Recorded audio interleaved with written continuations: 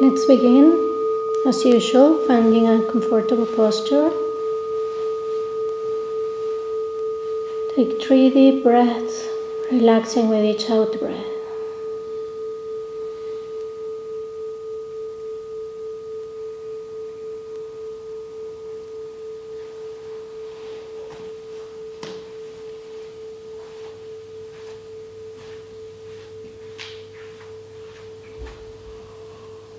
Let's do a scan of our bodies from top to bottom, releasing any tension, agitation, pain.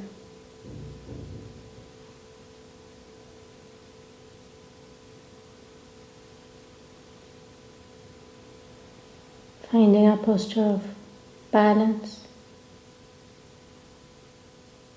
grounding, and stillness.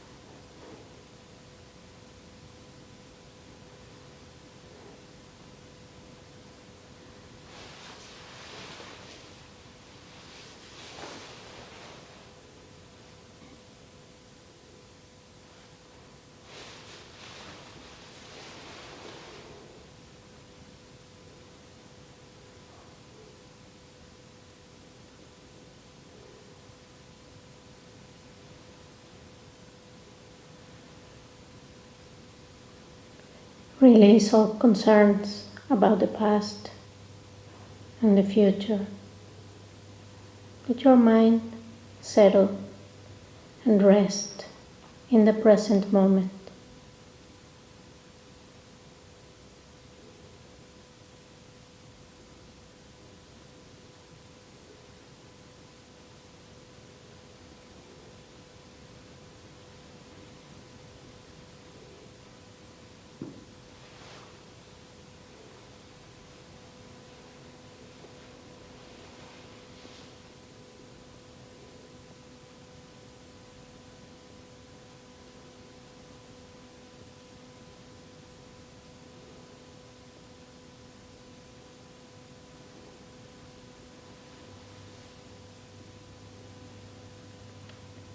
Let's set our motivation for this practice.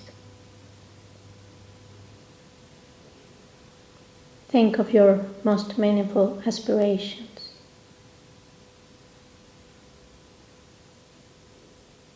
And include all sentient beings in your meditation, in your wish to be of service and benefit to others.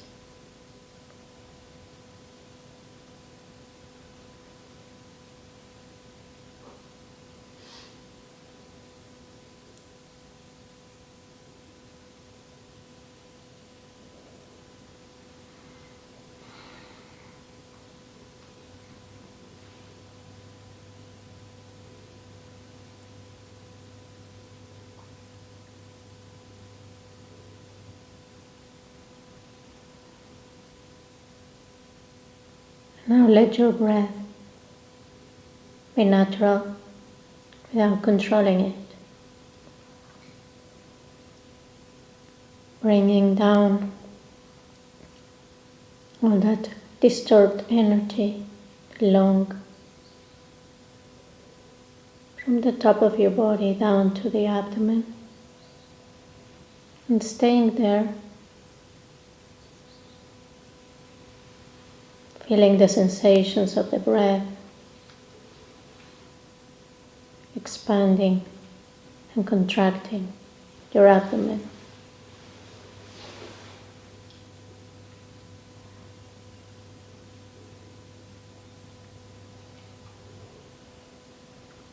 Stay there while you continue relaxing with each out breath.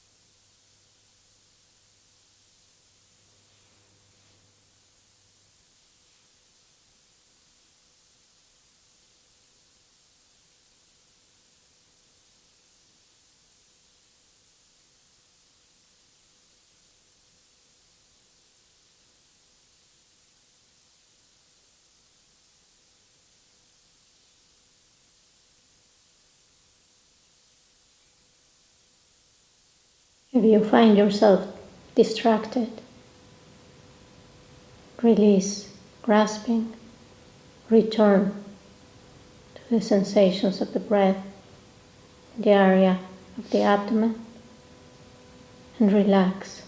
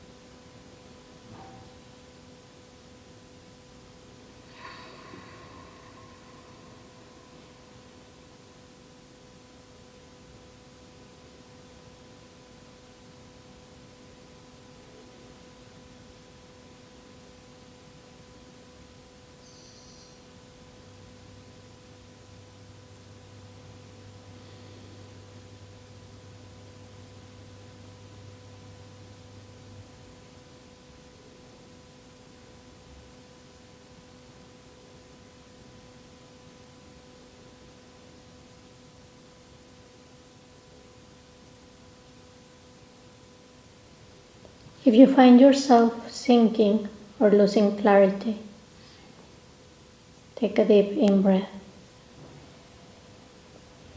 Refocus your attention on the sensations of the breath in the abdomen.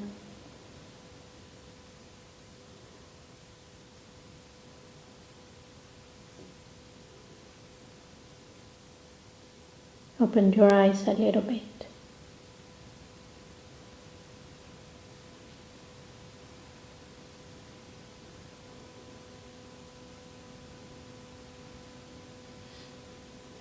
Balance your head.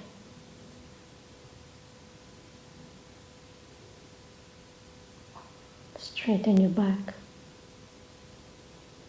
and regain clarity.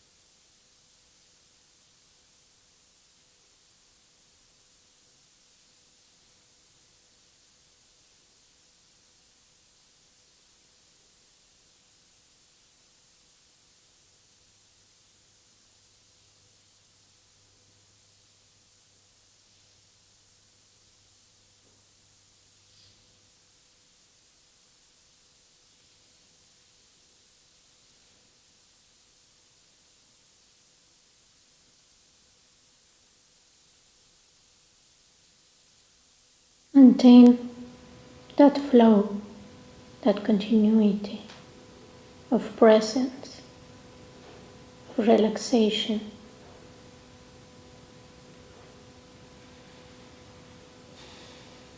With a percentage of your attention on the breath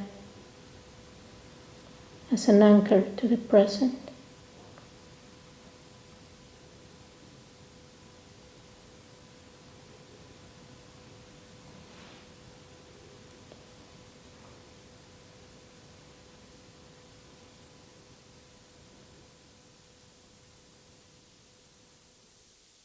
Now let's observe our minds.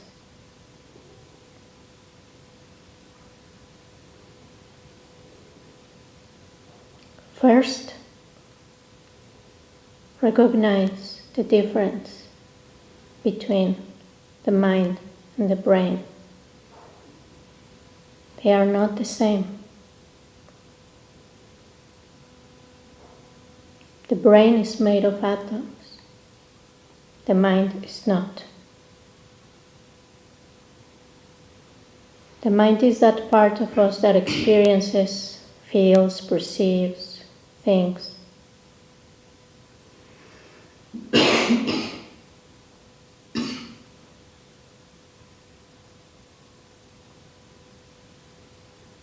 The presence of mind is what makes the difference between a living being and a dead body.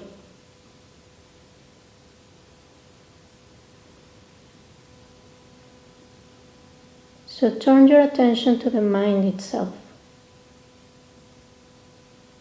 to that which is meditating, experiencing, feeling.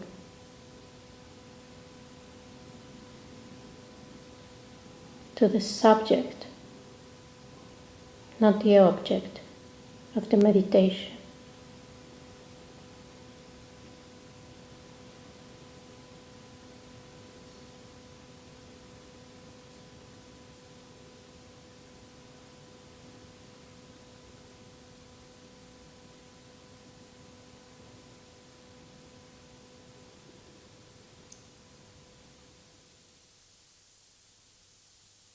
And investigate, what is your mind?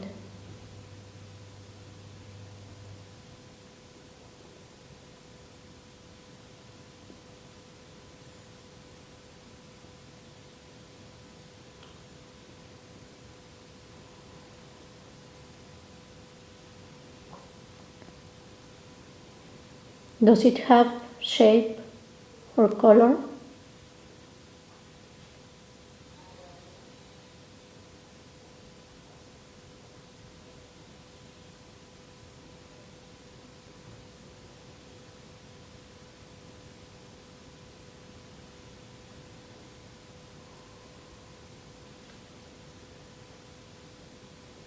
Where is it?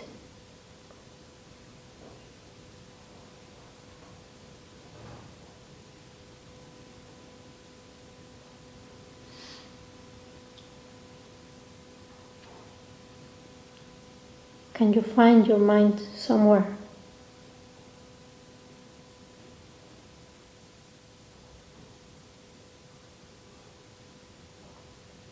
Or you cannot see it or find it?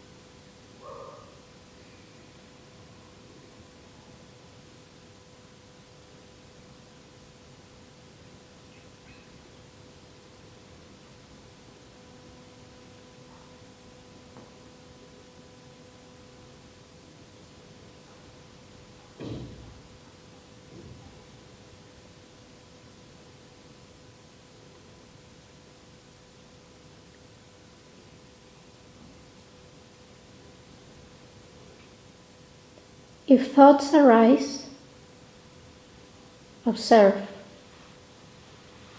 What are thoughts? Where do they come from? Where are they? Where do they disappear to?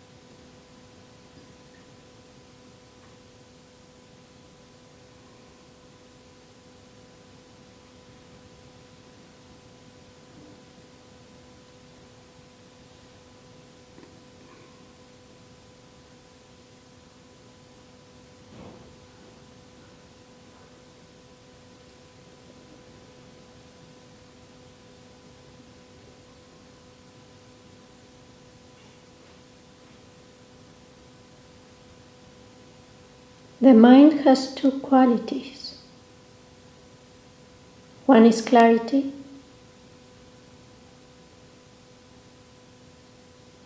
is that which illuminates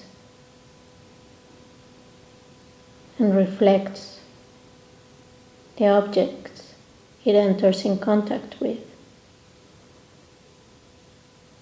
It is formless. It allows objects to arise in it.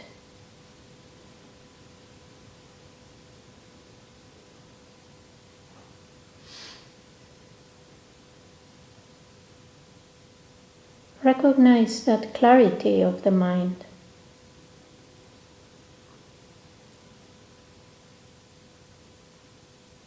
Is that which allows perception to happen.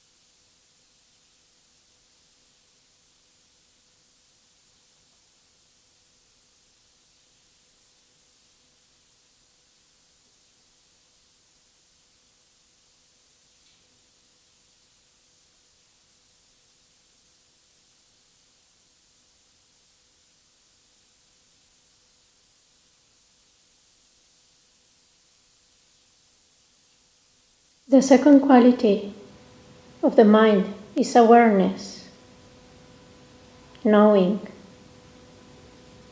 cognizing. It can engage with objects. It knows them.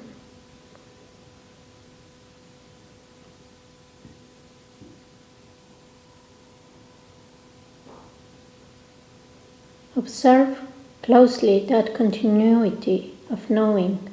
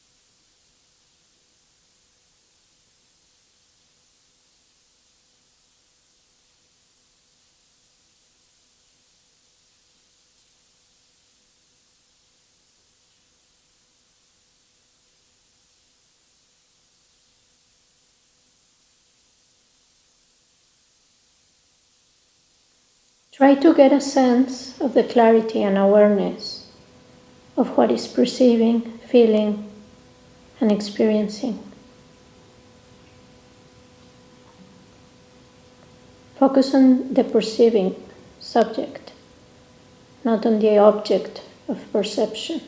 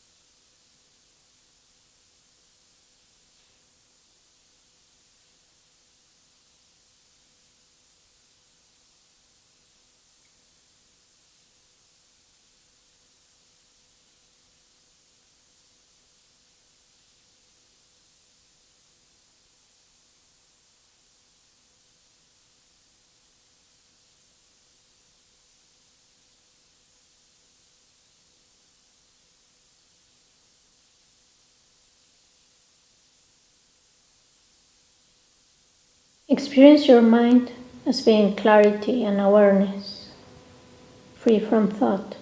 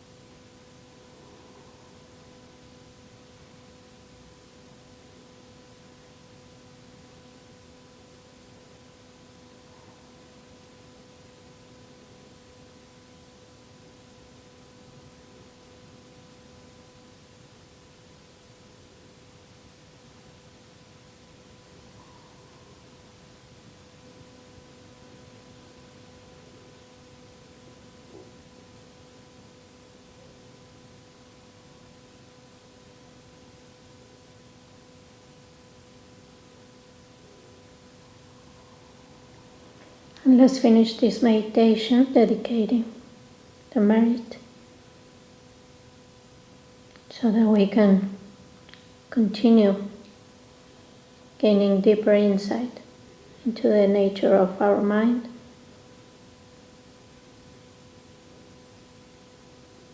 That we can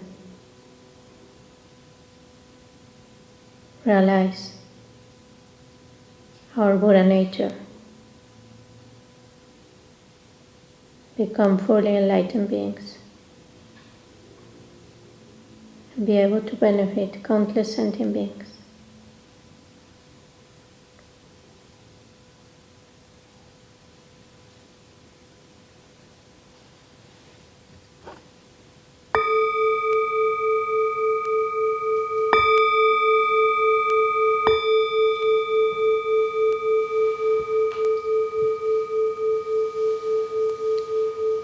Slowly start moving a little bit and stretching, coming out of your meditation.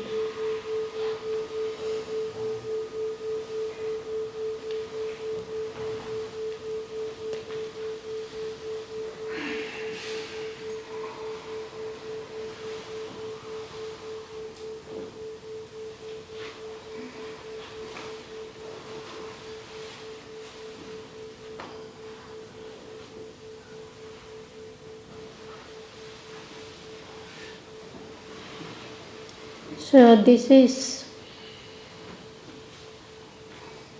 a vipassana practice because we are investigating.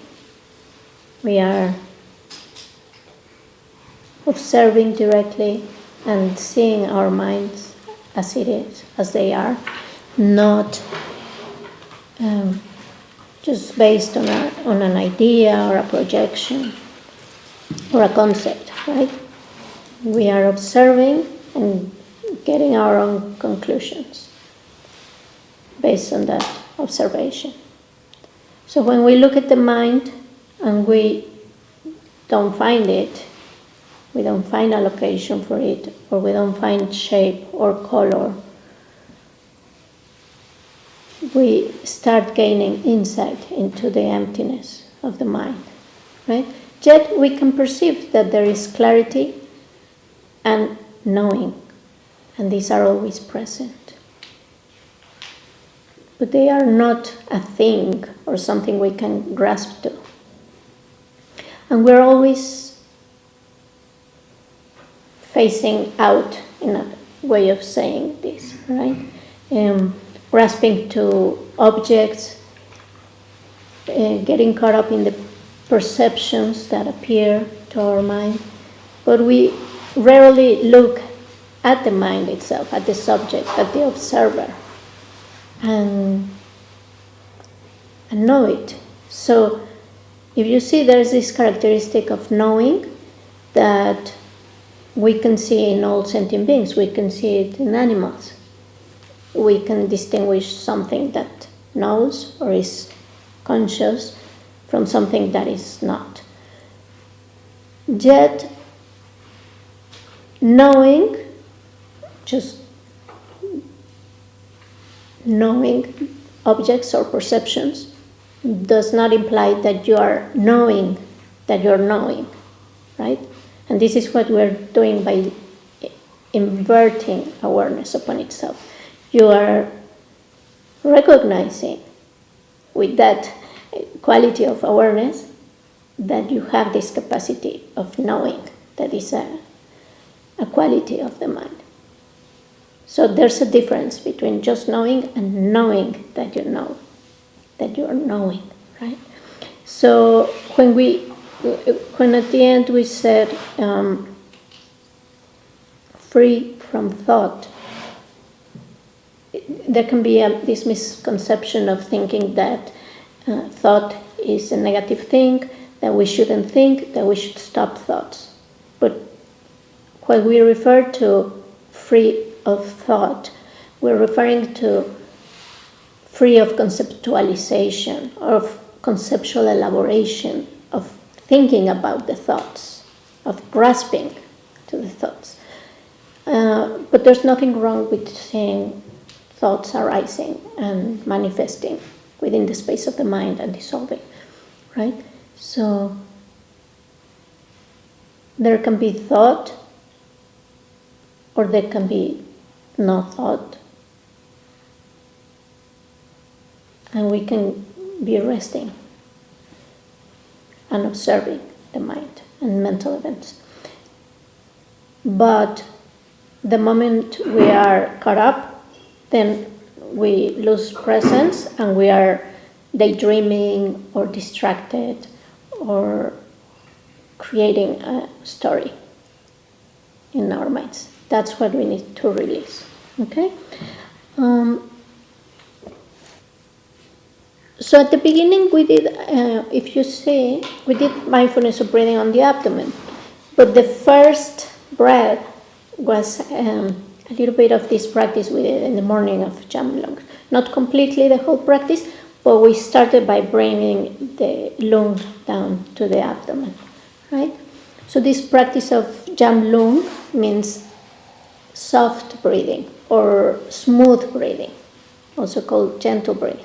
So in a way, it's a form of gentle bass breathing, right? But there are different ways of doing it, and we will see the most common one, the most known one, but they have this, all of these practices of bass breathing have this element of bringing it here and keeping the roundness of the pot, of the abdomen, of the base or vas, okay? So we're investigating the mind with this practice, and this meditation can lead us to great insight into how we exist, how our mind exists, how it manifests, and ultimately discovering that mind is empty of inherent existence is liberating. So you don't have to answer the questions in a way that is learned from a book or from somewhere. Like, you don't have to even answer. Just ask the questions and look and see if you find something. See where you feel the mind. If you feel it in your head, or maybe you feel it in your heart, but you cannot see it, or you're not sure that your mind is there. And ask these questions to start the investigation. And if at some point you reach a point where you gain some insight and you recognize that there is no mind there, like a tangible object, solid, that you can point to, then rest in that understanding, in that experience. Okay? So any questions? Yes? So I'm trying to understand clarity and awareness.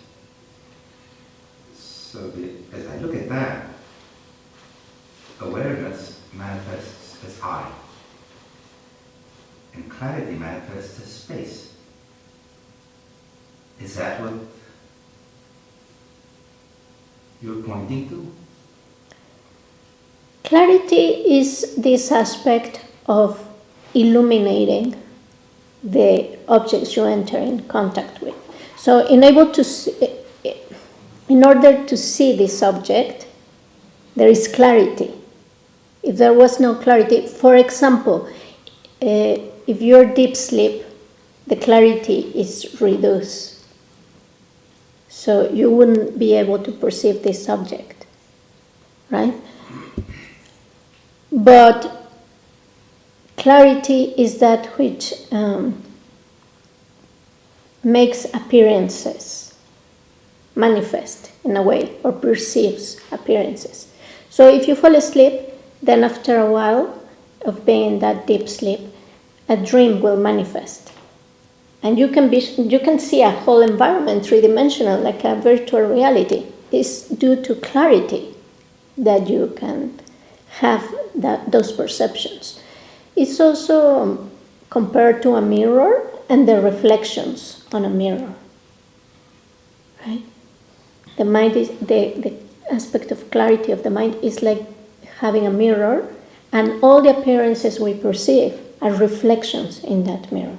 Yet, in the same way as a reflection in a mirror, they are empty.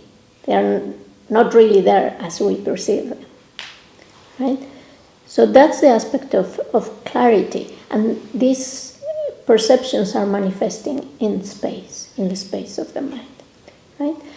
And awareness is this quality of knowing the object, of interacting with the object, of cognizing, right? Of consciousness, of a flow of knowing. Is it more clear? It will become more evident as you investigate. Anything else? Yes? Yeah, I want to clarify something on clarity. With clarity. With clarity, yeah. So, to give an example, like after lunch, for example. After lunch, I feel dull, drowsy, so my meditation is not clear at all. Even I may go sleepy, I can even see really good. So the clarity in this case means not that I see things clearly, but that I'm clear that because of drowsiness I can't see clearly. This kind of clarity right. In this case. Right. We are referring to this clarity of the mind that is always there. Yeah. And yes. When you also are... it is aware that sometimes it's not clear. So it's kind of clear that it's not... It's not vivid. Yeah, sometimes we use interchangeably vividness and clarity, but it can be a little bit confusing. The mind can be dull, not vivid, yet you can have that clarity that you're falling asleep or that you're dull. Yeah. Right? So this is the aspect of clarity. Okay. Right. Thank you. I just want to check the same point again. So is it the awareness which is saying that his mind is feeling dull and listless after lunch? Is it the awareness which is telling us that it's the clarity is getting dull, you're feeling drowsy and sleepy? Is that the way around it? It depends how you experience that telling you. If you experience it as a thought, then it's a thought. It's not knowing directly, right? But if you're just aware that you're falling asleep, that you're dull, then is clarity, because you recognize that falling asleep, and then there's knowing. There's knowing awareness. Is a quality of awareness, is it? Knowing is a quality of awareness. Is a quality of recognizing that awareness is happening, that perception is happening, right? So clarity is the perceptions that are manifesting. Why can we see or hear or feel? Is because of clarity, because these appearances are manifesting, right? But knowing, being conscious of this is the aspect of knowing, right? And then you can be aware that you are aware, that you are knowing. Okay. And that's like a kind of intelligence, a kind of... it's just being aware, right? But now you put that element of knowing awareness. But then they're not really separate in the ultimate sense. Like you can't really have awareness without clarity, or I mean, they are kind of Yeah, they are not the not. same, but not really totally Yeah, separate. in a way, yes. Yes. But as we experience it as separate. We experience as a subject this awareness. And then as soon as the perceptions manifest, we don't recognize they are happening within the clarity of the mind. But we think they are objects that are separated from us. It's like two sides of the same coin. We perceive ourselves as a subject and an object, but it's arising simultaneously. The perception and the awareness of that perception, right? And we have different consciousness. For example, the auditory consciousness. You hear a bird or a sound, right? It seems like the sound happened and then you perceive it, like it's outside. But the auditory consciousness and the sound are arising simultaneously because they're interdependent. Because there is sound, there is the auditory experience, and because there is auditory consciousness, there is the sound. And in that moment, because of our confusion, they manifest as two, as a subject and an object, as a duality. But as you well say, they are not separate. They're like two sides of the same coin, but really there are no sides at all. Yeah. Was in effect belonging to each other. So, I mean, you're saying, okay, there is an object, and I'm recognizing it. So it might be the effect and the cause, and they're existing at the same time, but we, let's say, see them as two. We perceive them as two. Yeah. And then when they dissolve, they both dissolve. So it's an instant of auditory consciousness that arises the sound, and then they dissolve back into the space of the mind. They just vanish, right? Yes? Is it a continuum that awareness is a waypoint to get to clarity? Is it on the same path, or are they two separate things? It's what starts with awareness, with more experience or more, the awareness of awareness becomes clarity. Is that what it is? It's not that it becomes clarity. It's two aspects of the same, I don't want to call it experience, or but they are two simultaneous aspects of the mind, right? It's not like awareness gives rise to clarity or clarity gives rise to awareness.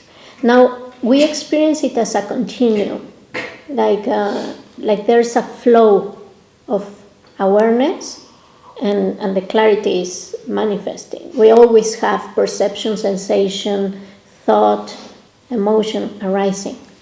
There's a continuity of appearances that are arising due to cause and effect and manifesting continuously in the space of the mind. Yet it's also an illusion that there's a continuity of awareness. There is a flow of moments of awareness, micro moments. And in those instances, one moment of awareness is giving rise to the next moment of awareness, and that one is giving rise to the next one. Right? So it's like it's as if the next moment of awareness is looking at the previous one. That's why you recognize. Awareness cannot look at itself in the same instant, but it can look the previous moment of consciousness, right? So it's a continuum. Now I'm talking about the relative level of our consciousness. So this flow of experience that is a continuity. It's like an energy that continues from life to life, from waking to sleeping, to interstates, bardos, right? We fall asleep, then we wake up, then we die, then we go to another lifetime, right? So that's an individual flow of consciousness. But it's less dual than this mind that we call the psyche, that is thoughts, emotion, perceptions. That's what we identify as ourselves. My thoughts, my emotions, my memories, my story, right? Everything I know and I don't know, and all my judgments and everything I've learned. And that's my limited mind, or my ordinary mind. Then we have a subtle mind, or the substrate mind, right? And this is the continuity of awareness. So as we meditate, we're accessing this awareness. We're kind of not paying attention to the thoughts, memories, events, and then we're focusing on this flow of knowing, this flow of awareness. And then this flow is passing continuously. The Buddhist theory is that it has no beginning, it has no end, but it keeps transforming and manifesting different appearances, right? But there's a deeper level of consciousness, which is primordial consciousness, Buddha nature, and that's non-dual, and that's an awareness, and where awareness and clarity are one, and is from which all phenomena arise from. And that's non-dual, that's not individual, but it's also not collective. It transcends all definitions we can give it, but it can be experienced, right? But in order to experience it, we have to go through the psyche and then through the substrate in order to perceive it. But it's always here. It's everything. It's always present, right? But due to our aspirations, we cannot perceive it or know it. So the substrate is like a movie, because when we watch movie in cinema, we perceive it like a flow, but it's actually like individual frames, very quickly in succession. So we perceive it as a moving, but we all know in reality, I was working with editing, it's actually frames, but very like 60 frames per second or something. Yeah. So this substrate consciousness is like this. It's actually instance of consciousness, but so quickly, it's still within so quickly in succession that we perceive it's it. still within the relative realm of cause and effect. So it's impermanent and it's changing. And then if we see the gaps between these instances, we discover Buddha nature, or what? Or not? Okay, it's there's no gap, or we cannot perceive those gaps.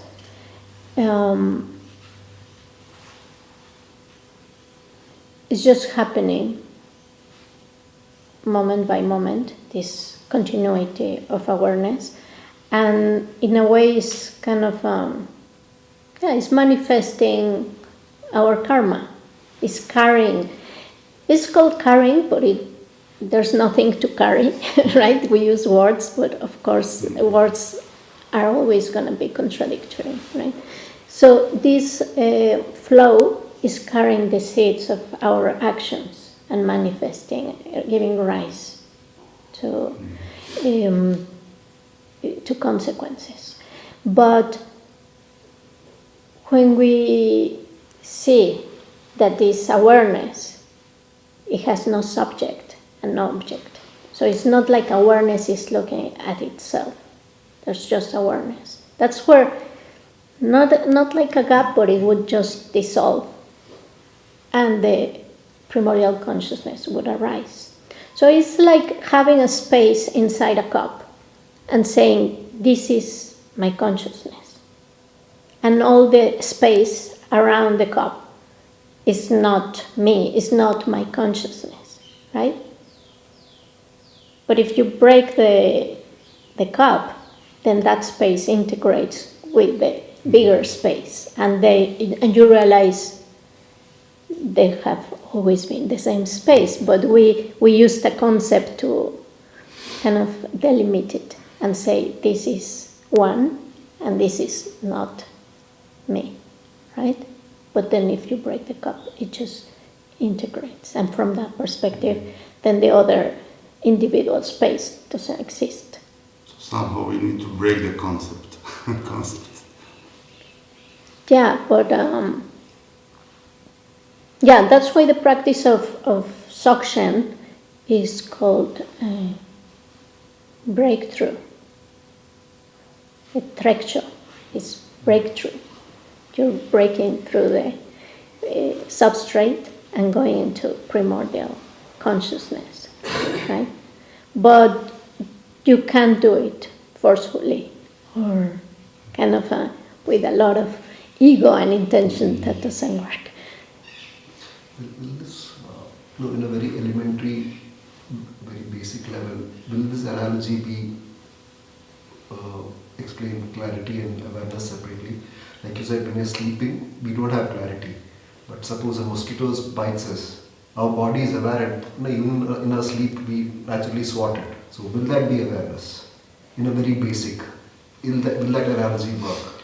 Yeah, I mean, awareness and clarity are always there, but it's like we lower the clarity too much, okay, that we are not conscious. But there's a level of awareness and clarity operating that you're able to perceive the mosquito, okay, and do something, right? Okay. Or you hear a noise and you wake up, okay, right? Because there's clarity there always, but it's just kind of very, very low. Now, if you practice dream yoga and you enter consciously into the dream state or the dreamless state, you can know that you're in a dream. Okay. The clarity is there, even if you're in dreamless sleep and you don't have perceptions. There is clarity and there is knowing. Right? But that clarity would manifest as an empty space until the next dream appearances manifest. Anything? What was that posture to lie when you want to look at your dreams, to be aware of your dreams? The lion posture. You can sleep on your... Most teachings say to lay down on your left side because they are oriented towards male monks, but is it left or right? Because I thought I just read in a book it says right. There's some that say passed away, sleeping on his right. There's some that say right, okay, and there's other traditions that say left, and there's others that say that females should sleep on the right and male on the left, and the opposite. There's a lot of contradictions you will find in different... I mean, each system has their own theories, same as circumvallating a stupa. There's the common understanding that you do it with the stupa on your right, but there's some groups or traditions that practice it in the opposite direction because of different meaning. So, yeah. Are you supposed to you can be on your right or on your left. This? You're supposed to put your head on your head or lie like this. What is the posture? You put your hand here, and then your legs are not completely folded. It's very straight but not tense. and then your hand on your thigh. But it doesn't matter that much what you do with your body. It's more what you do with your mind. Setting up the intention to have lucid dreams, and then there's some exercises. Again, in different lineages and traditions, there are different ways of doing this.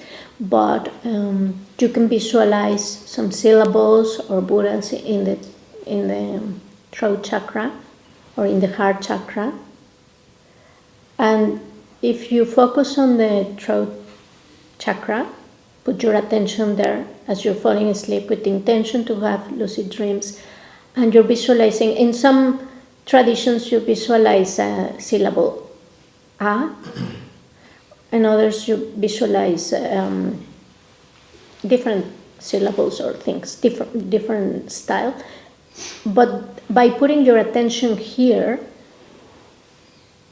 you can be lucid in your dreams. You will have dreams manifesting and you're lucid in them.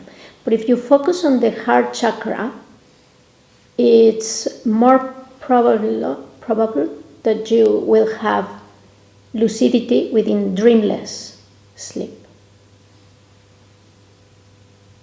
So in between dreams, or when you fall asleep and before the dream arises. And so, for example, in the Enigma tradition, you visualize Padmasambhava here or here, in a little figure of Padmasambhava resting there. There's others, for example, Wangyal Rinpoche, in his book about doing yoga, he teaches you different exercises where you wake up several times during the night. You set up an alarm, and then you visualize different things, like a lotus flower and certain syllables on each petal, and then you change the visualization 2 hours later when you wake up again, and it's a bit complicated. But the method I'm gonna teach you is very simple, and it doesn't require that you wake up several times during the night. We will do it, and then you can start applying it and see. For some people, it's easier to have lucid dreams. There's a natural propensity, and for others, it takes a little bit more practice and time. But we all can have them if we apply our minds to that, and then we can practice within the dream. We can do certain practices there. But the most important is that you are sleeping comfortable. So turn to the right, turn to the left, test. Also, I've heard some people saying that it works better for them on the right, for others they have more lucid dreams on the left. So check with your body, with your mind, what feels better. Do experiments, right? Then also there is the common idea that you wake up in the middle of the night and you remain awake for 15 minutes or 20 minutes. You wake up 2 hours before your usual wake-up time, and then you remain awake for 15 to 20 minutes. You can read something about dream yoga, or set your intention, or write the dreams you remember. And then you fall asleep again with intention. Yet, for some people, 15 minutes doesn't make anything. But if you stay awake 1 hour or 2 hours and then fall asleep, then maybe you have a lot of lucid dreams, right? So you have to also do these tests with your mind and see what is the appropriate for you. But for all of us, the first part of the night, we have less dreams, and they are more. There's more space between them. But in the later part of the night or in the early morning, there is more concentration of dreams, and there's more chance to have lucid dreams at that time. So that's why we wake up a little bit before our usual wake-up time to set the intention again of having lucid dreams, and then it's possible. Or when you have a nap, also you don't go so deep into sleep, and it's possible to be lucid in your dreams.